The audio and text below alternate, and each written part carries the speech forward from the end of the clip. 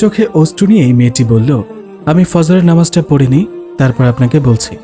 আমার মনে আপনি ছাড়া অন্য কে আছে? আমি অন্য কাউকে ভালোবাসি কিনা নামাজ পড়ে জায়নামাজে বসা অবস্থায় বলল, ইয়াসির, আমি যখন থেকে দিন পালন করতে শুরু করেছি, আল্লাহর বিধানকে পরিপূর্ণ জানতে শুরু করেছি, আমার অন্তরে কখনো অন্য কেউ স্থান পায়নি এবং এসব চিন্তা আমার মাথায়ও আসেনি। আমি এতটাই রাগান্বিত ছিলাম, ওকে কথা শেষ করতে না দিয়েই বললাম, তো কার জন্য প্রতি ওয়াক্ত নামাজে এভাবে কাঁদো?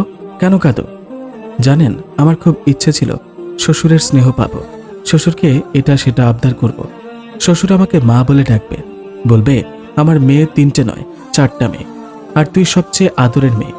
মাঝে মাঝে আমার শ্বশুর আমাকে বলবে, মা তোর চা বানানোটা খুব ভালো হয়, আমাকে 1 কাপ করে চা দিস, আমি শুধু তোর হাতের চাই খাবো। আমি প্রচণ্ড রাগ হলেও খুব দৃঢ় আর শান্ত কণ্ঠে বললাম, আমি তোমার কাছে যা জিজ্ঞেস করেছি তার উত্তর দাও, এত কথা ঘুরেও না। আমার প্রশ্নের সাথে বাবার কোনো সম্পর্ক নেই। আর তাছাড়া বাড়িতে 2টা কাজের মানুষ আছে, কিচেনের কাজ করার জন্য ময়নার মা আছে, শ্বশুর সোহাগী দেখাতে হবে না।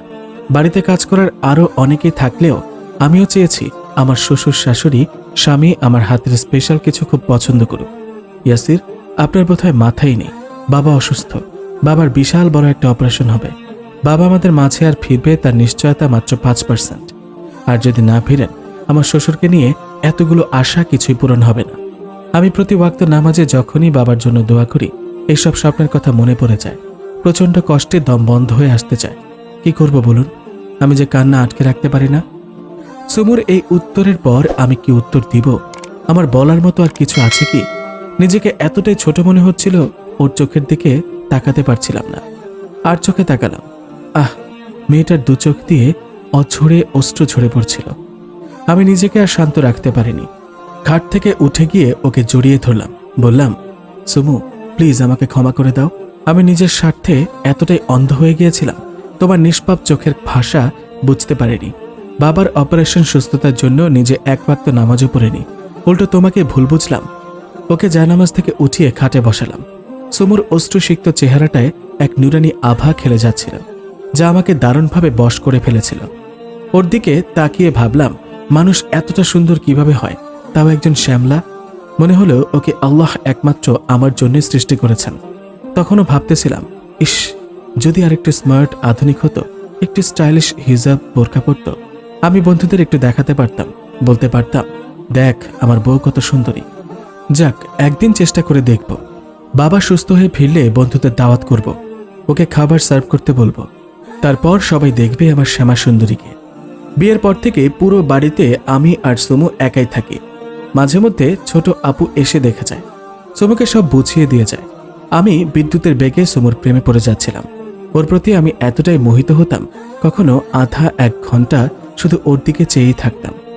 সুমু প্রতিদিন ইসলামের বিভিন্ন বিধানের উপর কোরআন হাদিসের অংশ পড়ে শোনাত। আমি ওর বলার স্টাইলের দিকে ওর দিকেই মনোযোগী হতাম। ও অভিমান করত, আবার মান ভাঙাতাম, মাঝে মাঝে রাগ করত, বলতো, ইয়াসির, কেন আপনি আমার পড়ার দিকে মনোযোগ না দিয়ে আমার দিকে দেন? কেন এভাবে চেয়ে থাকেন? আরে বুঝো না কেন, তোমার দিকে চেয়ে থাকাও সওয়াবের, বলেছিল একদিন। তাই বলে এইভাবে তাকিয়ে থাকতে বলিনি। আমি লজ্জা পাইতো।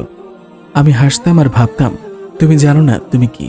আমি তোমাকে কিভাবে বুঝাবো আমি নিজেই বুঝতে পারি না। আমি তোমার দিকে কতক্ষণ চেয়ে আছি, কেন চেয়ে থাকি? উফ, আমি তোমার লাজরাঙা মোহনীয় চেহারা দেখতে অনেক বেশি ভালোবাসি যে। এই অদ্ভুত আবেশে তুমি আমাকে নিজের দিকে টানো। তোমার অভিমানী চেহারার মাধুর্য দেখে আমি জনম জনম কাটিয়ে দিতে পারবো। মাঝে মধ্যে সুমুর কোরআনের আয়াত আর হাদিস আর কোরআনে বর্ণিত বিভিন্ন কাহিনীর দিকে নিজের অজান্তেই মনোযোগী হয়ে যেতাম। ভালো লাগতো শুনতে। সুমু আমাকে প্রিয় নবী সাল্লাল্লাহু আলাইহি ওয়াসাল্লাম আর সাহাবী রহমতুল্লাহি আলাইহিদের অনাড়ম্বর জীবন কাহিনী শোনাতো। আমি অবাক হয়ে ভাবতাম, কিভাবে কোনো দেশের রাষ্ট্রপ্রধান, ইসলামের খলিফাদের জীবন এত সাধারণ হতে পারে। আগেও বাবা মায়ের কাছে এসব শুনলেও 1 কান দিয়ে ঢুকিয়েছি, অন্য কান দিয়ে বের করেছি। এসব আমাকে কখনোই টানতে পারেনি, কিন্তু সুমুর প্রতিটি কথা আমাকে ওর প্রতি মনোযোগী হতে বাধ্য করত। মনে মনে ভাবি, এই আমার শ্যামা মেম সাহেব। বাবার অপারেশন সাকসেসফুল হলেও বাবা ঠিক সুস্থ হয়ে উঠছিলেন না। প্রায় প্রতিদিন অবস্থার অবনতি, 2 দিন সুস্থ তো 4 দিন অসুস্থ। প্রায় 1.5 মাস পর আমরা আশা করে আছি এই সপ্তাহের মধ্যেই যে কোনো দিন বাবা ফিরবে। হঠাৎ মা কল দিয়ে বললেন, তুই আর বৌমা 1 সপ্তাহের মধ্যেই দার্জিলিং চলে আয়। আমরা দার্জিলিংয়ে আছি। খুব ভয় পেয়ে গেলাম, বাবার কিছু হলো না তো। কিন্তু মাকে বারবার জিজ্ঞাসা করার পরও স্পষ্ট কিছুই বলেনি, শুধু এইটুকু বললেন, তোর বাবা ভালো আছেন, চিন্তা করিস না, তুই বৌমাকে নিয়ে দ্রুত চলে আয়। খুব অপরাধ বোধে দগ্ধ হচ্ছিলাম।